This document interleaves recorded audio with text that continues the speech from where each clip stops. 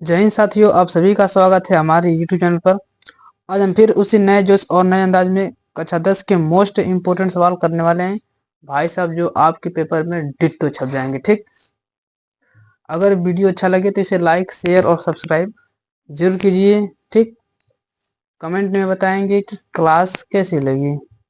देखें वो सवाल कौन कौन से हैं।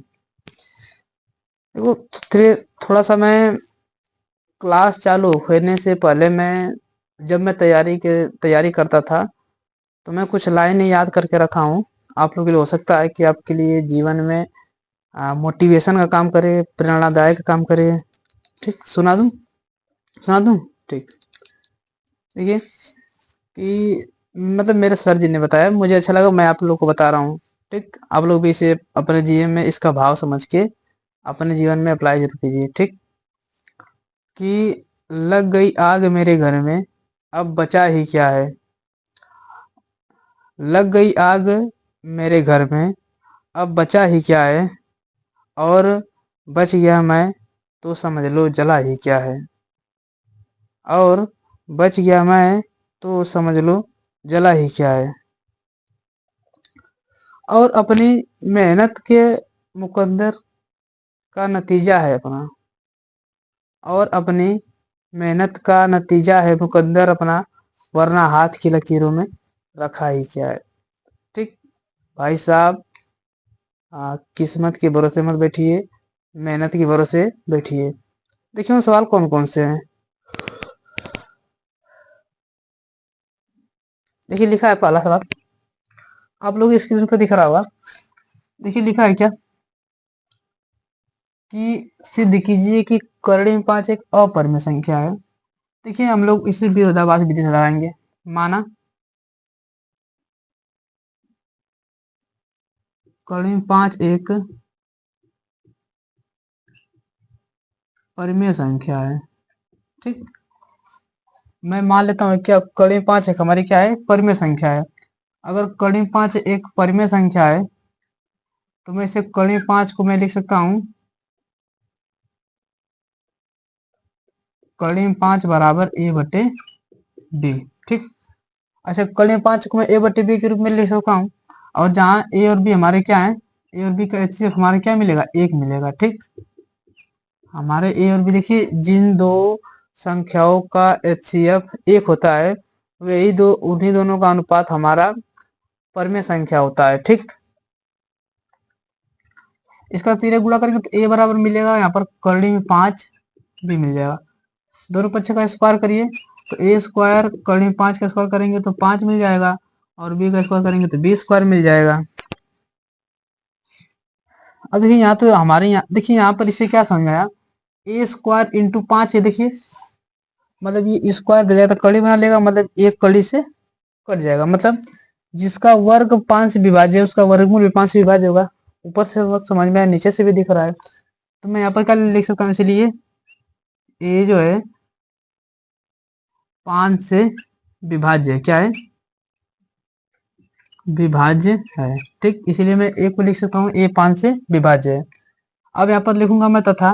देखिए ये सवाल लगाने का प्रोसेस ही है, एक और तरीका आसान वाला है, लेकिन वो सवाल मतलब लगा देंगे कोई दिक्कत नहीं, लेकिन वो हम बताते नहीं है। देखिए ऐसे और तरीके, देखिए मैं इसे यहाँ पर इसी को मैं मानूंगा ए बराबर 5 सी मानूंगा। ठीक, मतलब यहाँ पर सी की जगह ए बी या फिर डी, मतलब जो यहाँ पर हम माने हैं उसको छोड़ के यहाँ पर जो भी मान सकते हैं हम लोग मान लेंगे। ठीक, दोनों का स्क्वायर करेंगे तो यहाँ पर ए स्क्वायर 5 का स्क्वायर 25 और सी का स्क्वायर सी स्क्वायर लिख देंगे। यहाँ से ए स्क्वायर का मान क्या है हमारा, 5 बी स्क्वायर है, तो 5 बी स्क्वायर बराबर में लिखेगा 25 सी स्क्वायर मिल जाएगा। यहाँ से 5 से काटेंगे तो 5 एक कम 5 बचा 25, तो यहाँ पर बी स्क्वायर बराबर मिलेगा हमें क्या, 5 सी स्क्वायर। अब देखिए अगर बी उधर जाएगा तो कड़ी बना लेगा, मतलब बी 5 से क्या है कट जाएगा, मतलब यहाँ पे लिखेंगे क्या, बी 5 से विभाज्य है। अब भाई साहब एक बात बताइए, मैंने यहाँ पर लिखा है कि ए और बी का एचसीएफ एक मिलेगा, मतलब एक के अलावा वनिष्ठ कुछ मिलेगा ही नहीं। तो अगर इन दोनों का अगर HCF एक मिलेगा तो ए और बी का भी मिलना चाहिए एक। यहाँ पर मतलब कि मैंने ए बी का मान HCF एक मिला है, लेकिन भाई साहब देखिए ध्यान से, यहाँ पर एक ए जो है 5 से भी कट जा रहा है और बी जो है 5 से कट जा रहा है, तो क्या इन दोनों का HCF एक नहीं हुआ? इन दोनों का HCF एक नहीं हुआ, मतलब यह परिमेय संख्या नहीं है।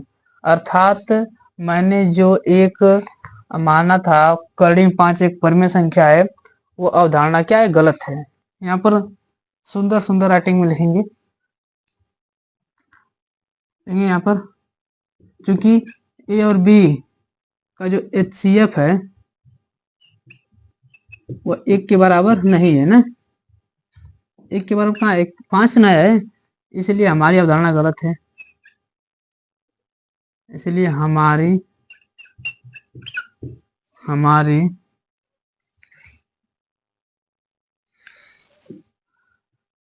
अवधारणा गलत है। इसलिए हमारी अवधारणा मैंने माना था परिमेय संख्या, लेकिन ये वास्तव में क्या, अपरिमेय संख्या है। इसलिए कड़ी 5 एक अपरिमेय संख्या है। ठीक, अगला सवाल देखिए, one of the most important सवाल है भाई साहब, बहुत बार पेपर में आया है, हो सकता है आपके पेपर में आ जाए। अगला सवाल देखते हैं।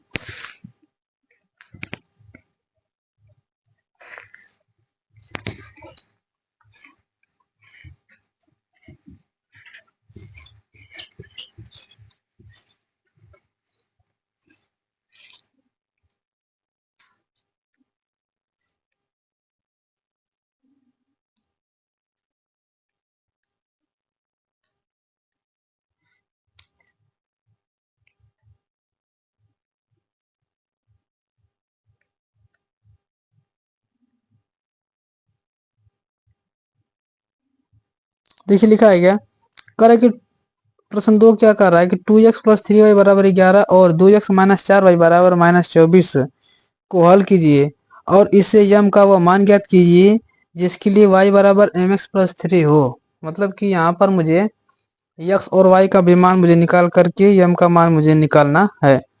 अब देखिए बहुत आसान सवाल है ये, तो हमको तो लग रहा है ये एक नंबर आधा आधा लाइन का सवाल है, चिटपुटिया सवाल है। जैसे देखिए लिखा है क्या यहाँ पर, 2x प्लस 3y बराबर 11 और यहाँ पर लिखा है 2x माइनस 4y बराबर माइनस 24।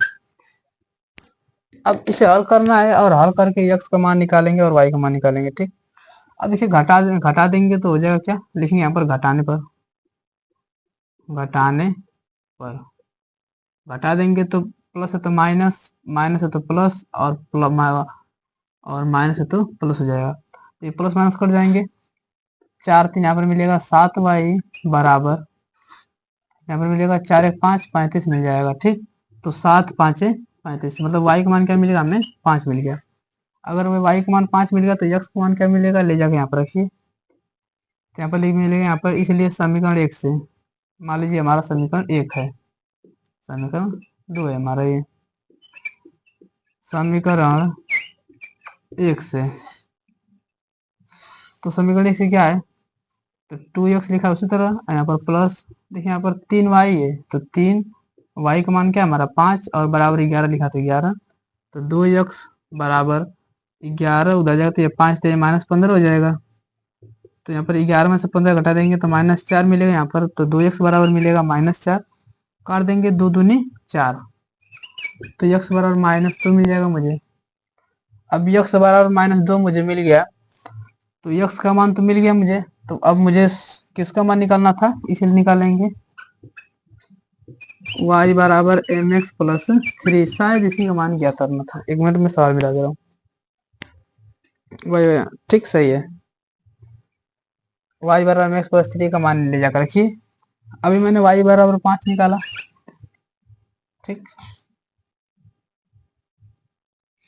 और यहाँ पर बराबर, यहाँ पर यम का मान निकालना है, x का मान यहाँ पर माइनस 2 है और प्लस 3 लिखा है तो 3, हाई प्लस 3 इधर जाएगा तो -3 हो जाएगा, तो 5 माइनस 3 बराबर -2m हो जाएगा।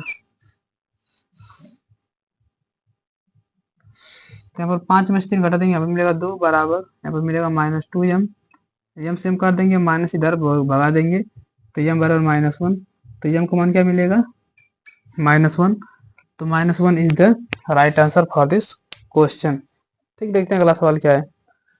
देखिए मैं बता दे रहा हूँ कि जो मैं यहाँ पर सवाल करा दूँ आपको आता है, ठीक, पहले आप लोग अपने से लगाएंगे, लगाने के बाद अगर वीडियो सॉल्यूशन आ गया तो अच्छी बात है, खट खट खट खट भगा के उसको आगे जाएंगे, अगर नहीं आएगा तो उससे सॉल्यूशन देखेंगे।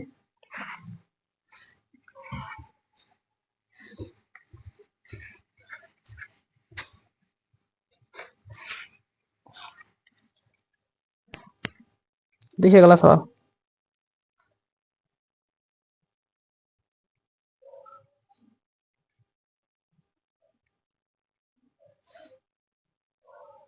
देखिए लिखा है क्या, एक एक रेलगाड़ी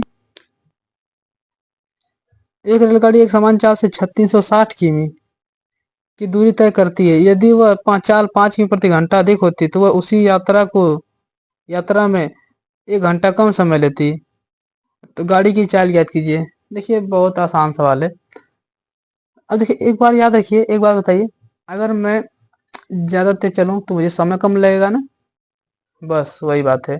वो उसने 5 किलोमीटर प्रति घंटा चाल बढ़ाई और जिसकी वजह से मुझे 1 घंटे क्या लगा, कम समय लगा।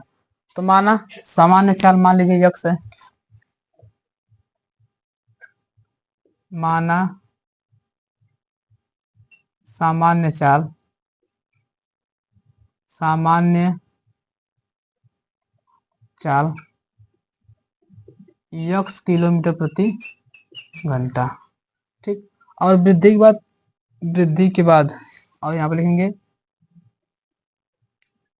वृद्धि के बाद कितने किलोमीटर की वृद्धि कर रहा है, 5, तो यहाँ पर हो जाएगा यक्स प्लस 5 किलोमीटर प्रति घंटा, ठीक। वृद्धि यक्स प्लस 5 हो जाएगा। अब देखिए हम जानते हैं, यहाँ पर क्या जानते हैं बताओ, बोलो। हाँ, समय बराबर दूरी बटे चाल, समय बराबर दूरी बटे चाल। अब सवाल क्या कह रहा है कि जो वह तेज चाल चला उसको 1 घंटा कम समय लगा। ध्यान से देखेंगे, मैं यहाँ पर भी लेफ्ट और राइट दोनों में समय लिखूंगा। तो देखिए वो 360 किमी की दूरी तय कर रहा है, ठीक। तो समय बराबर दूरी और एक से सामान्य चाल तय करेगा,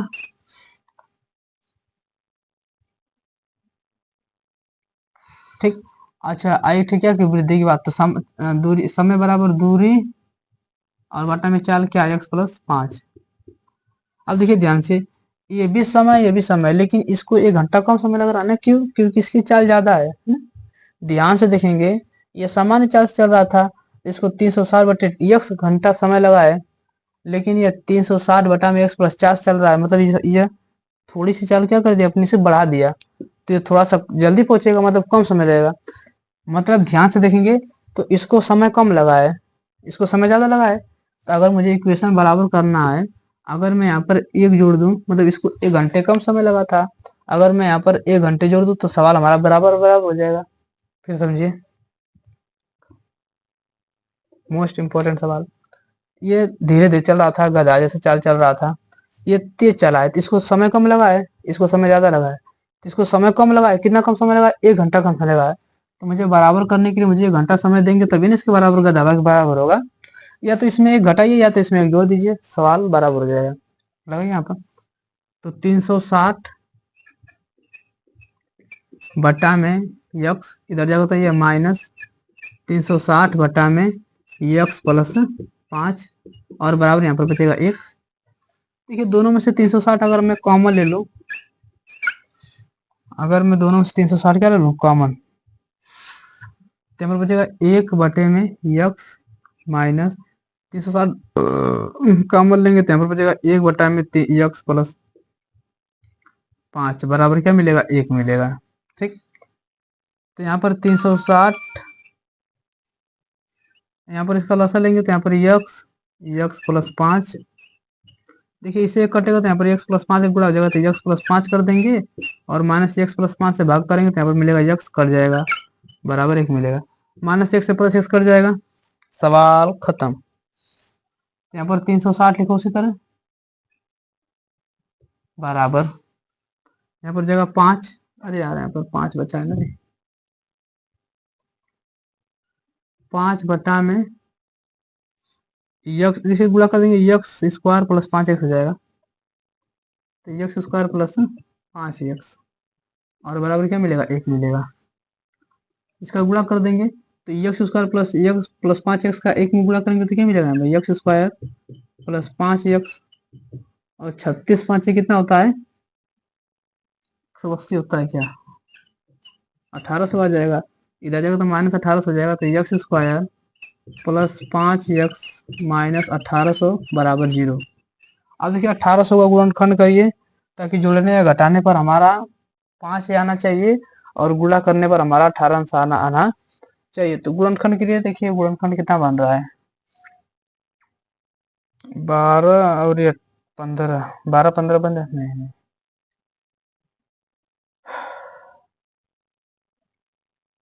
गुणनखंड करिए, देखिए अगर बन जाएगा तो ठीक, नहीं तो मैं सीधे आचार्य नियम लगा दूंगा तुरंत। 1800 गुणनखंड करिए, 5 कर देंगे तो 36 बार 360 बार में कट जाएगा, 5 7 35 1 36 5 दूनी 10, 3 से काट देंगे तो 24 3 72 होता है, 3 से काट देंगे 3 8 24, 2 2 चौको 8, 2 दूनी 4, 2 1 2। अब इससे गुणनखंड करके तुम्हें 1800 बनाना है। अगर मैं गुणा कर दूं 50 25 25 3 75, अगर मैं 75 ले लूं और 2 दूनी 4 4 दूनी 8 8 24, 24 75 तो कभी होएगा ही नहीं। अच्छा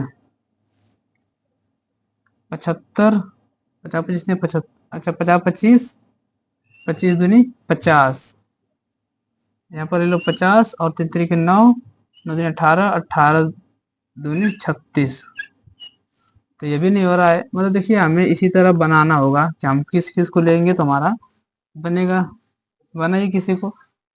देखिए मैं एक और तरीका बता दूंगा, अगर ये ना बनाने नहीं आएगा तो मैं वो नियम बता दूंगा, अच्छा रहेगा वो भी, थोड़ा देख लेंगे, ये भी देख ले रहे हैं। 18 10 20 15 15 20 हजार है क्या, 15 नहीं नहीं नहीं 50, देखिए 5 3 15 15 दूना 30 30 और 5 3 15 15 दूना 30 30 दूनी 60, 60 30 हो रहे हैं क्या, नहीं हो रहा। देखिए नहीं बन रहा है ना, तो हम लोग वही, अगर देखिए जब कभी भी सवाल ना बने, मान लीजिए इस तरह नहीं बना, देखिए क्या करेंगे ना, इस तरह अगर आप बनाएंगे तो बन जाएगा। थोड़ा सा मुझे ज़्यादा समय लग रहा है, तो समय ज़्यादा लग रहा है तो मैं इस पर सिर्फ द्रोणाचार्य नियम से लगा दूंगा, सवाल तुरंत लग जाएगा। ठीक, इसको मैं मिटा दे रहा हूँ, इसको तुलना करेंगे यहाँ पर, ये कहा जाए तो ये सवाल इसी तरह लगेगा ही, द्विघाती सूत्र से ही, A X square plus B X plus C बराबर 0 से क्या कर दो, तुलना कर दो, तो ए बराबर 1 बी बराबर 5 और सी बराबर माइनस 18 मिलेगा। तो यहाँ से हमें एक्स बराबर क्या मिलता है, डायरेक्ट प्लस माइनस कड़ी में, एक minute, minus B plus minus कड़ी में बी स्क्वायर माइनस 4ac बटा में 2, इस तरह रखेंगे तो डायरेक्ट हमारा आंसर आ जाएगा। लेकिन भाई साहब उस तरह भी आ जाता, लेकिन मुझे थोड़ा सा ज़्यादा समय लग रहा था, इसलिए मैं उसे छोड़ दिया हूँ। माइनस देखिए माइनस बी है तो बी का मान 5 कम कर रहा है, प्लस माइनस कड़ी में बी स्क्वायर मतलब क्या हो जाएगा, यक्स का गुणांक 5 है, यहाँ पर यक्स का गुणांक बी, तो बी बराबर क्या मिलेगा 5 स्क्वायर हो जाएगा माइनस 4 लिखा था 4, ए का मान कितना है सवाल में, एक मान सवाल में कितना है, एक मान यहाँ पर एक उसका गुणांक 1 है, और यहाँ पर सी का मान कितना है माइनस 18 लिखा, तो माइनस 18 कर देंगे,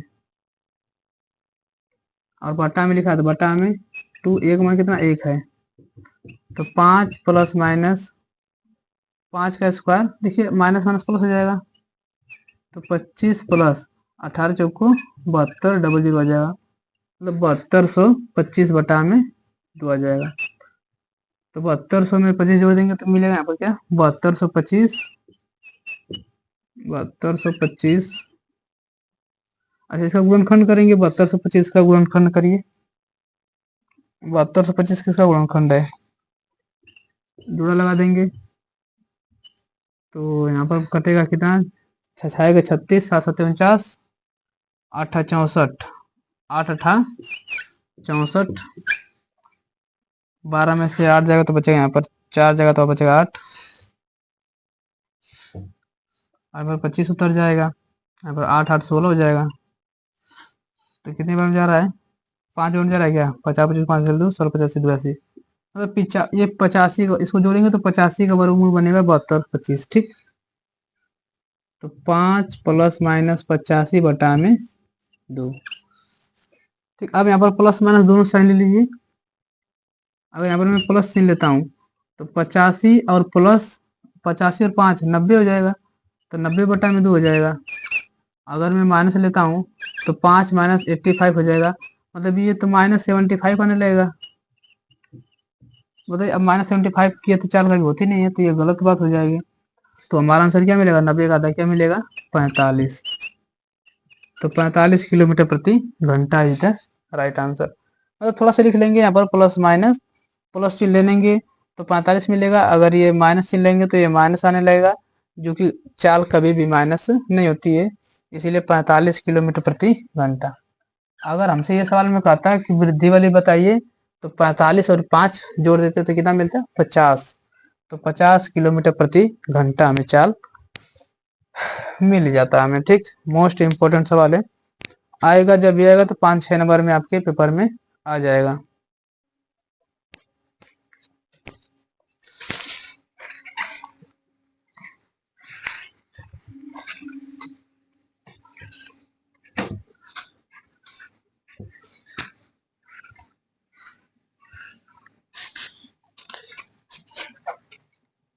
अगला सवाल देखते हैं क्या है।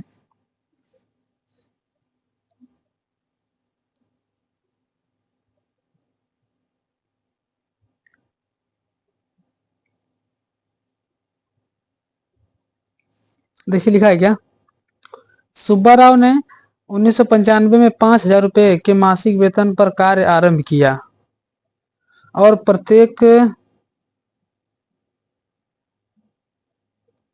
प्रत्येक वर्ष 200 रुपए की वेतन की वृद्धि प्राप्त की। किस वर्ष में उसका वेतन 7,000 रुपया हो जाएगा। देखिए एकदम ये समांतर श्रेणी सा है। देखिए इसमें हम लोग थोड़ा सा मतलब कहते हैं ना कि मतलब क्या बता, हाँ कॉमन सेंस, कॉमन सेंस भी लगा सकते हैं, और न कॉमन सेंस नहीं आएगा तो हम लोग तो नॉर्मल सेंस लगा देंगे, नॉर्मल सेंस को ही कॉमन सेंस बोला जाता है। ठीक, अब ध्यान से देख सुनिए, उसने क्या बोला है कि 1995 में 2,000 रुपया लगाया था। ठीक, तो वह कितने समय बाद 7,000 रुपया हो जाएगा और 200 रुपए की वेतन की वृद्धि हो जाएगी। ठीक, लगाइए सवाल, क्या दिक्कत है, हम एक बार पहले अपने लगाएंगे सवाल, फिर हम तो मान लो बताएंगे ही बताएंगे, हमारा तो काम है बताना है। ठीक, अजय सवाल देखिए, उसने क्या लगाया, 5,000 रुपया लगाया और 200 रुपए की हर महीने वृद्धि हुई, ध्यान समझिए। तो पहले 500 लगाएगा, ठीक, 5,000 है यार, 5,000 है ना, 5,000 है। ठीक, वेतन पगार किया, अगले साल इसकी 200 वृद्धि हो गई, तो 5,000 तो था ही, 200 वृद्धि हो जाएगी तो 5200 हो जाएगा, 5,200 हो जाएगा। अच्छा, इसके फिर अगले साल हर प्रत्येक माह 200 की वृद्धि होती गई, तो 500 200 फिर यहाँ पर हो जाएगा क्या, 5400 हो जाएगा, फिर क्या हो जाएगा यहाँ पर 5600 हो जाएगा, करते करते करते कहाँ तक मुझे नहीं पता है ना, मुझे नहीं पता है कि कब उसका वेतन 7,000 रुपया, मान लीजिए यन कहाँ तक, यन समय तक ना, यन समय तक गया है, तो माना करते करते करते उसका वेतन कहाँ हो जाएगा, 7,000 रुपया हो जाएगा। तो माना यन वर्ष बाद, यन वर्ष बाद वेतन, वेतना नहीं जी, वेतन 7,000 होगा, 7,000 होगा। ठीक, तो मान लीजिए 7,000 रुपया होगा। अब आइए सवाल पे, अब देखिए यहाँ तो ये एक प्रकार की एपी बन रही है क्या। देखिए हमारा ए का मान क्या हो जाएगा, हमारा 5,000 मतलब पाला पद हो जाएगा, जो पढ़े हैं ध्यान से सुनेंगे। डी का मान क्या हो जाएगा, कितने का अंतर है भाई साहब, ए टू ए, ये ए वन और ए टू, तो घटा देंगे इसमें से, तब 52 से में घटा देंगे 5,000, कितना मिलेगा, तो 5200 मतलब ए टू माइनस ए वन, तो कितना मिलेगा हमें 200। और वैसे भी हम जानते हैं 200 रुपये की सब में वृद्धि हुई है। देखिए कॉमन डिफरेंस निकालने का नियम क्या होता है कि हम लोग किसी भी क्रमांक दो पदों का अंतर ले लेंगे, वही हमारी क्या कहलाती है, डी का मान होता है। तो ए का मान पता चल गया, डी का मान पता चल गया, भगवान का दिया सब कुछ है, बचा क्या है, तो हम जानते हैं चूंकि यल बराबर सूत्र क्या होता है, A plus N minus one into D, ये फॉर्मूला होता है। तो यल बराबर देखिए यल का मान कितना है, 7,000 है, लास्ट पद मान लीजिए 7,000 वेतन तक है, ए का मान 5,000 है, plus N minus one into D का मान कितना है 200 है। अब 7,000 इधर जो होती है माइनस 5,000 बराबर यहाँ पर एन माइनस वन, यहाँ पर 200 लिखा तो 200 कर देंगे, 7,000 में 5,000 घटा देंगे, यहाँ पर मिलेगा 2,000, और बराबर यहाँ पर एन माइनस वन इंटू 2,000 200 हो जाएगा। अब भाई 200 गुणा में इधर जाए तो भाग में हो जाएगा, तो 2,000 बटा में क्या मिलेगा 200, बराबर यहाँ पर एन माइनस वन लिखा तो N minus one, double zero काट देंगे, यहाँ पर काट देंगे 2 दामा 20, तो देखिए माइनस वन इधर जाएगा तो प्लस वन हो जाएगा, यहाँ पर 10 तो पहले से था ही, आई माइनस वन इधर जाएगा तो प्लस वन, बराबर एन मिलेगा, तो 10 एक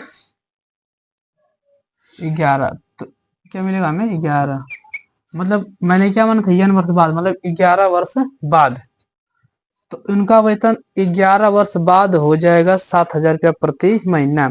लेकिन सवाल में दिया था कब से, शायद सवाल में लिखा है सन,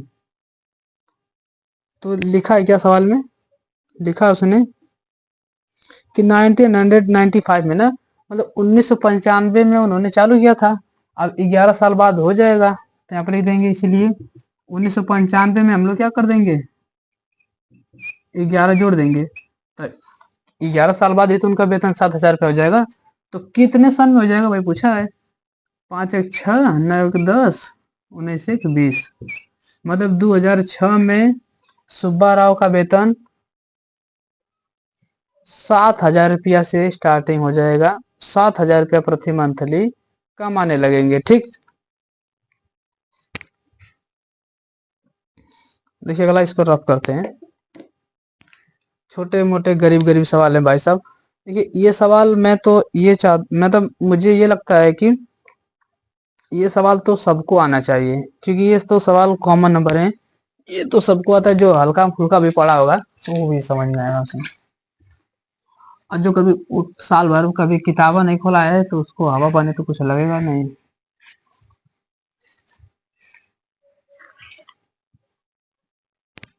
देखिए अगला सवाल आप लोग की स्क्रीन पर दिख रहा होगा, लगाएंगे। देखिए त्रिभुज वाले चैप्टर से आया है, कह रहा है आकृति दी गई डी ई समांतर एसी है। देखिए कुछ आकृति इस तरह बनाया है,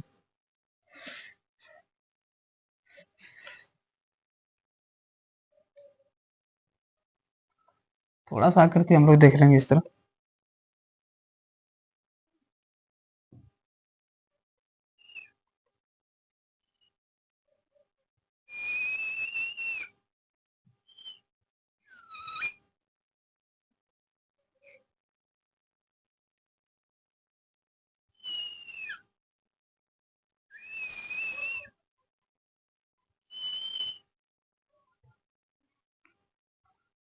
ए बी सी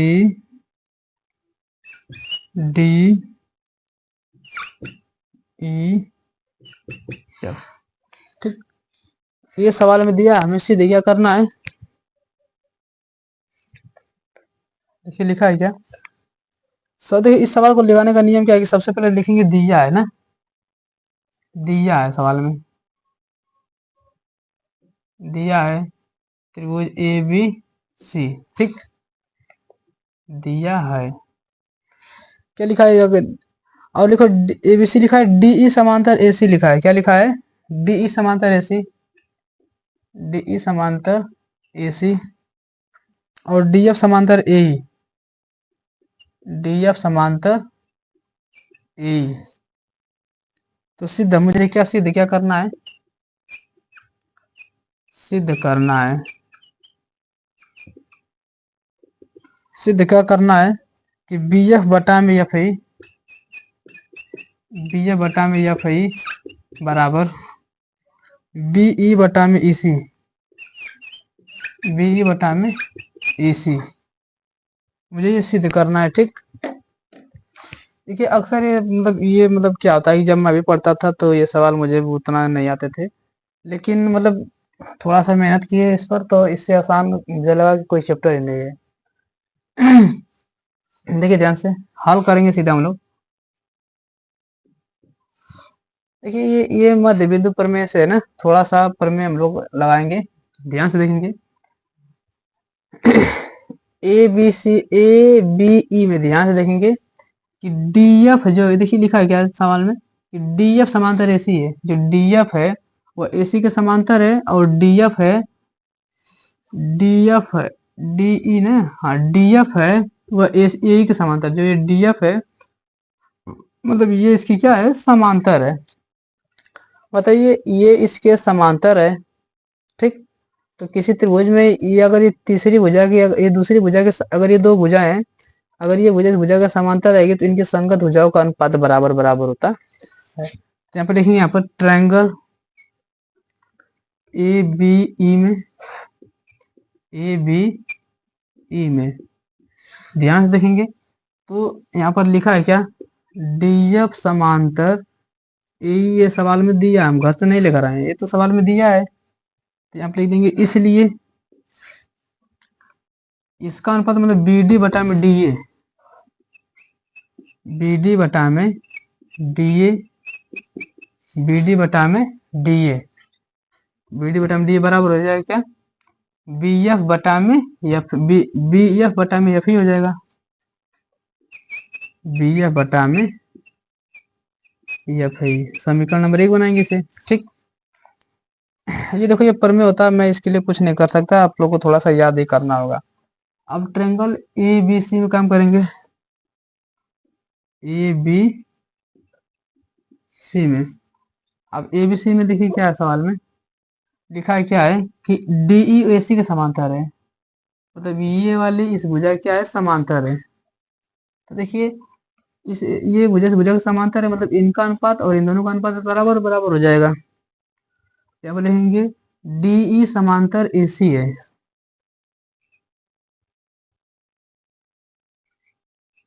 डीई समांतर एसी है। अगर डीई समांतर एसी है, इसलिए अगर ये इस भुजा का समांतर है तो इनकी संगत भुजाओं का अनुपात बराबर हो जाएगा। तो डी बी बी डी बटा में डी ए, बी डी बटा में डी ए बराबर क्या हो जाएगा? बीई बटा में ईसी, बीई बटा में ईसी। समीकरण नंबर 2। अब ध्यान देखिए समीकरण 1 और समीकरण 2 की शकल ध्यान देखेंगे। ए बी बी डी बटा डी ए और ए बी बी डी बटा डी ए, तो जिसका लेफ्ट हैंड साइड बराबर होता है उसका राइट हैंड साइड बराबर हो जाएगा। तो यहाँ पर लिखेंगे समीकरण 1 व 2 से। ठीक, तो यहाँ पर लिखेंगे इसलिए जो बी एफ बटा में एफ ई है वह बराबर है किसकी? बीई बटा में एसी, बीई बटा में एसी। अब देखिए ध्यान से, तो हमें यही सिद्ध करना था, लिखेंगे यहाँ पर हेंस रूल। अब भाई साहब ये सवाल समझ लीजिए ना कि त्रिभुज में अगर जब भी त्रिभुज का सवाल आता है तो शायद ये सवाल कभी बचते हैं कि ये सवाल पेपर में ना आए। तुम्हारी नसीब अगर सही रहेगी तभी बच जाएगी, वैसे भी हम जानते हैं तो समझ नहीं आता नहीं है किसी को। हमारे कोचिंग में भी बहुत लड़के हैं कहते हैं अरे सर ये भी A B C D D F कहाँ से नाम डाल दिए। देखिए कोई भी सवाल हम घर से नहीं बनाते हैं, सवाल में दिया है ना। लगाने का सवाल में नियम क्या है इतना फिर समझिए। अगर कोई त्रिभुज दिया रहेगा इसके समांतर है तो उनकी संगत भुजाओं का अनुपात बराबर होता है। ऐसा क्यों? क्योंकि वे समरूप होते हैं। ठीक, अभी इसके बाद प्रश्नावली में आते हैं सवाल। जब आप लोग टॉपिक वाइज पढ़ाएंगे हम लोग तब ज्यादा समझ में आएगा। अगला सवाल देखते हैं क्या है।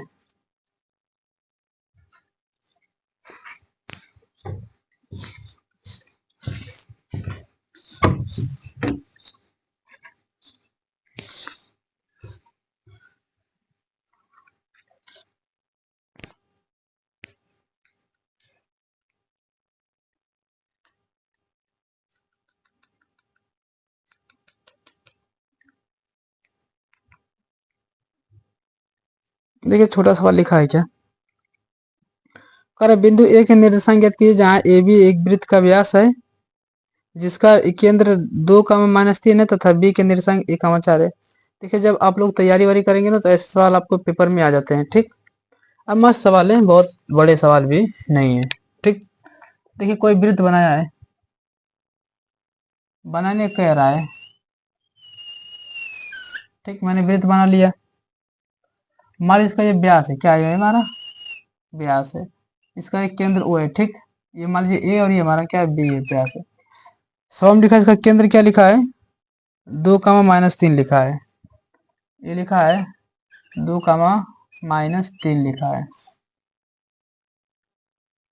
और कह रहा है कि ए के निर्देशांक ज्ञात कीजिए जबकि बी के निर्देशांक 1, 4 है। क्या लिखा है 1, 4 है, बी का निर्देशांक लिखा है 1, 4, 1, 4 है और ये लिखा है 2, 3 -3 लिखा है। ठीक, अब ध्यान से देखेंगे तो ये का निर्देशांक हमसे पूछा तो मान लीजिए एक्स और वाई क्या है, तो यहाँ पे लिखेंगे माना ए का निर्देशांक है। देखिए निर्देशांक का नियम इस तरह लिख सकते हैं हम लोग, यक्स कामा वाई है। ठीक, अब देखिए ये वृत्त का व्यास है और व्यास का ये मध्य बिंदु है, तो व्यास का मध्य बिंदु है तो हम लोग जानते हैं दो बिंदुओं का मध्य बिंदु क्या निकाला जाता है, इसको मानेंगे x1 y1, इसको मानेंगे x2 और y2। तो यहाँ पर हम लोग ओ का निर्देशांक क्या लिख सकते हैं, सूत्र होता है x1 + x2 बटा 2 कामा y1 + y2 बटे 2। ये फॉर्मूला होता है भाई साहब, ये मैं कुछ नहीं कर सकता, ये आप लोग को याद करना ही करना होगा। ठीक, x1 का मान x है और प्लस x2 का मान हमारा क्या है 1 है और बटा में 2 है तो 2 बड़ा कामा y1 का मान y है और y2 का मान हमारा 4 है और बटा में 2 लिखा तो बटा में 2। और ये o का निर्देशांक सवाल में लिखा है ये 2, -3 लिखा है 2, -3। अब इसे तुलना कर दीजिए, ये वाला इस x वाला की x के और y वाला इस y के निर्देशांक के बराबर हो जाएगा। तो यहाँ पर क्या हो जाएगा गुणा कर देंगे तो यहाँ पर 2 बराबर क्या मिलेगा, यहाँ पर x + 1 बटा में 2 मिल जाएगा। तो 2 दूनी 4 बराबर x + 1, इधर जाएगा तो यहाँ पर हो जाएगा 4 - 1 बराबर x, तो x बराबर 4 में से घटा देंगे क्या मिलेगा 3। इसको तुलना करेंगे तो y + 4 बराबर बटा में 2 बराबर क्या मिलेगा -3 मिल जाएगा। 2 -6 तो y + 4 बराबर -6 -3 दिया है ना यार, चलो ठीक है देख लेना, कैलकुलेशन में देख लेना आप लोग। y तो y बराबर -6 उधर जाओ तो ये -4 हो जाएगा और बटा में क्या मिलेगा -10। तो x का मान 3 और y का मान 10, तो 3, -10 इज द राइट आंसर। अब ध्यान देखिए इसको सवाल में अगर ये ट्रिपली में अगर आंसर आ जाए तो हम क्या करते हैं इसको लगाने के लिए। देखिए अब जब आप तैयारी करेंगे ना तो मैं खुद तैयारी किया हूँ, मैं सवाल कैसे लगाता था ध्यान समझेंगे। केंद्र में 2 को गुणा करके इसको घटा देते हैं, डायरेक्ट सवाल खत्म। इसमें इसमें 2 को गुणा करिए इसको घटा दीजिए, 2 दूनी 4, 4 में से घटा देंगे तो क्या मिलेगा 3, तो x का मान 3 मिल जाएगा डायरेक्ट। 2 दूनी 2 3 -6 होता है, -6 में -4 घटा देंगे तो -6 -4 -10 हो जाएगा, सवाल खत्म। मतलब इतना टीम टाइम करने की कोई जरूरत नहीं पड़ेगी। लेकिन वो कब आएगा नियम, जब ये सवाल आप लोग में आएंगे क्या बोलते हैं ऑप्शनल वाले सवाल में आएंगे तब। ठीक, चलिए आज के लिए बस करते इतना ही। अगर वीडियो अच्छा लगे तो इसे लाइक शेयर और सब्सक्राइब जरूर कीजिए। देखिए अब ठंडी का समय है, पढ़िए आराम से बढ़िया से। कि शोर मत कर गमों की रात है, कि शोर मत कर गमों की रात है, धजिया उड़ा देंगे बस कुछ दिनों की बात है भाई साहब। ठीक, ये ये आपका मोटिवेशन कोट होना चाहिए कि बस कुछ दिनों के बाद है, उसके बाद तो हम लोग धजिया उड़ा देंगे गणित में। देखिए, अगर मैं बता दे रहा हूँ, बढ़िया से अगर पढ़ लेंगे ना तो आपका गणित में बहुत बढ़िया स्कोर आने वाला है। ठीक, चलिए, अगर आपका जो भी सुझाव रहेगा तो कमेंट बॉक्स में जरूर लिखिए। धन्यवाद। जय हिंद।